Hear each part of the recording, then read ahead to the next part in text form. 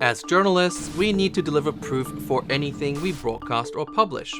We cite our sources, we explain our methods of research, and whenever something is unclear, we stress that a report or a detail is not confirmed.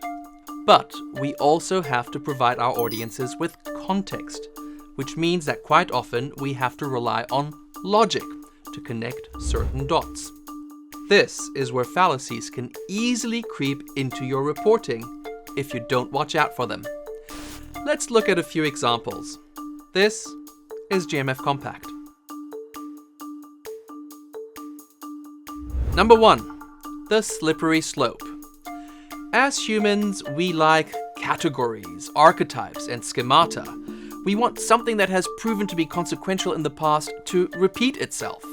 But if once or twice X led to Y, it doesn't mean that it typically will. Here's an example.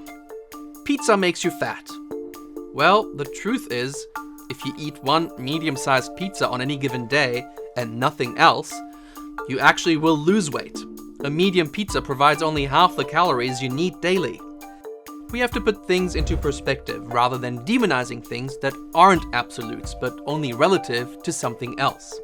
Number 2. Circular argument. This is also known as begging the question or a catch-22. Circular reasoning happens when your conclusion comes back to the very premise you started with. Let's look at an example. My friend Jeff broke the law and now he is in prison. So why is Jeff in prison? Because he broke the law. Why do you say that Jeff broke the law? Well, because he's in prison. See what's going on there? For all we know, Jeff could be innocent. But the way I relate the facts neither proves nor disproves that. It just goes around in a circle. Number 3. Moral equivalence. Moral equivalence happens when two or more things are considered equal, even when they are not. For example, 97% of climate scientists believe that global warming is real, and the other 3% don't. So if you have a program in which you have one guest arguing that climate change is real, and another guest who says it is not, that's moral equivalence. You can't equate 97% with 3%. Democracy is ruled by consensus. It's not the rule of one and all. This means that not every opinion needs a platform.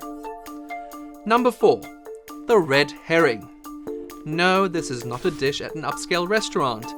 A red herring describes a situation in which you distract from the very point that is being argued. I've got an example for that too. Let's say you call your bank to cancel your account because you're tired of their lousy customer service. The call center employee takes note, but tries to keep your custom by saying, "Well, have you heard about our incredible new credit cards with which you get a free bottle of wine each month?" Yeah, but you called because you wanted to quit your account due to poor service. No amount of wine should change that. But this distraction might trick you into behaving differently. I could go on with at least another dozen instances of logical fallacies. My point is, just as much as you are committed to checking your sources, you should just as much check your own logic. Don't jump to conclusions, or you may fall very hard indeed.